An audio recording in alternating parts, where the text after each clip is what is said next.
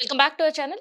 మార్కాపురం జిల్లాలో ఘోర రోడ్డు ప్రమాదం చోటు చేసుకుంది. అక్కడికక్కడే ప్రయాణికులు కొంతమంది సజీవ దహనమయ్యారు. ఇంకొంతమందిని మాత్రం ప్రభుత్వ హాస్పిటల్‌కి తరలించారు. అయితే ప్రభుత్వ హాస్పిటల్‌కి తరలించిన వాళ్ళు కేవలం 28 మంది మాత్రమే ఉన్నారు. కానీ ఆ బస్సులో ప్రయాణించే ప్రయాణికులు మాత్రం 45 మంది ఉన్నారు.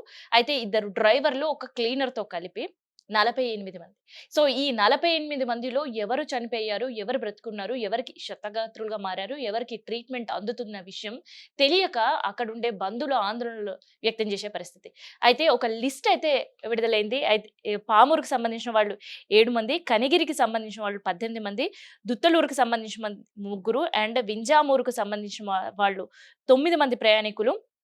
వెనుకొండకు సంబంధించిన వాళ్ళు ముగ్గురు ప్రయాణికులు. సో, ఈ ప్రయాణికుల లిస్ట్ అంతా చూస్తే ఇందులో దాదాపు 90% 21 నుంచి 25 ఏజ్ గ్రూప్ వాళ్ళే ఉన్నారు.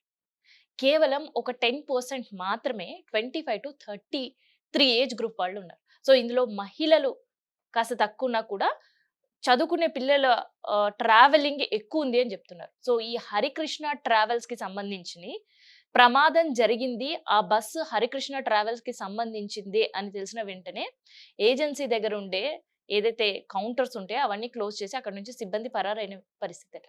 సో, ఈ ప్రైవేట్ ట్రావెల్స్‌కి సంబంధించి ఏదైనా బస్ యాక్సిడెంట్ అయ్యింది అంటే చాలా తక్కువ సందర్భంలో ఇది మా ప్రైవేట్ ట్రావెల్స్ సంబంధించిన బస్సు అని బయటకొచ్చి చెప్పిన సందర్భాలు చాలా అరుదు. సో, ఎవ్రి కేస్‌లో ఇదే జరుగుతుంది. అయితే పోలీసులు ఇక్కడ క్లీనర్ బ్రతికే ఉండడంతో యాక్సిడెంట్ ఎలా అయ్యింది అనే కోణంలో ఆలోచిస్తున్నారు. అయితే ఇది ఇన్ కేస్ అతి వేగం వల్ల జరిగిందా? లేదంటే డ్రైవర్ నిద్రమత్తులో ఇట్లాంటి ఘటన జరిగిందా అని ఆరాధిస్తున్నారు. కానీ ఆ క్లీనర్ చెప్పిన సమాధానం ఏంటంటే, ఆ సమయంలో తను కూడా పడుకునే ఉన్నారు. ఒక్కసారి క్వారీ పలకల ఏదైతే క్వారీ దగ్గర నుంచి బయటికి రావడం దగ్గరనే ఒక్కసారిగా బండిని ఢీకొట్టింది. సో, వెంటనే కింద పడిపోయిన పరిస్థితి ఉంది అని మాత్రమే చెప్పాడు. కానీ డ్రైవర్ పరిస్థితి ఏంటి? ఆయన నిద్రమత్తులో ఉన్నాడా? అతివేగంగా ఎళ్తున్నాడా? తనకి ఎటువంటి సమాచారం లేదు అని చెప్పి. అయితే బస్‌లో దగ్ధమైన మృతదేహాల చూస్తే పూర్తిగా సజీవ దహనమయ్యాయి. మాంసపు ముద్దలు మాత్రమే మిగిలాయి. అసలు ఏ ప్రయాణికులకు సంబంధించిన మృతదేహాలు కనిపెట్టడం కూడా చాలా కష్టంగా మారింది. సో, మొదట ఒక 5 మృతదేహాలతోనే ఆగుతది. మిగతా వారిని హాస్పిటల్‌లో చికిత్స అందిస్తే ప్రాణాలు మిగులుతాయని ఆశపడ్డారు. అక్కడ ఫైర్ డిపార్ట్‌మెంట్ గావచ్చు, పోలీస్ డిపార్ట్‌మెంట్ గావచ్చు. కానీ ఆఖరికి ఆ మృతుల సంఖ్య పెరుగుతూనే వస్తుంది.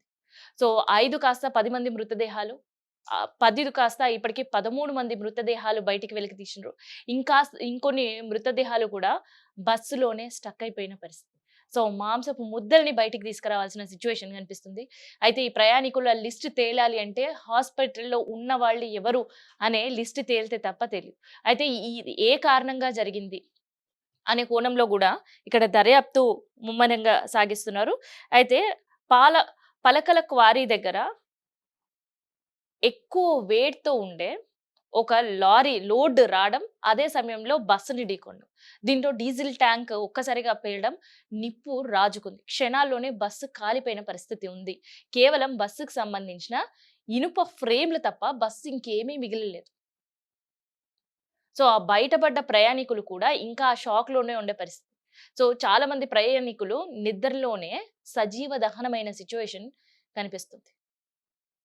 సో, ఎట్టకేలకు ఈ ప్రమాదం గురించి అండ్ దాంతో పాటు ప్రయాణికుల ఆనవాళ్ళ గురించి, బ్రతికున్న వాళ్ళ ప్రయాణికుల పేర్ల గురించి అండ్ వాళ్ళకి సంబంధించిన డీటెయిల్స్ త్వరలోనే ప్రకటించబోతుంది పోలీస్ శాఖ. అండ్ దానికి సంబంధించిన ఏర్పాట్లు గూడా చేస్తున్నారు. ఎందుకంటే ప్రయాణికులకు సంబంధించి హరికృష్ణ ట్రావెల్స్‌లో జరిగింది ఈ ఘటన అండ్ ఈ ఫైర్ యాక్సిడెంట్ ఈ బస్ యాక్సిడెంట్ గురించి తెలిసిన వెంటనే అందులో ప్రయాణిస్తున్న వాళ్ళ బంధువులందరూ గూడా ఆందోళన వ్యక్తం చేశారు.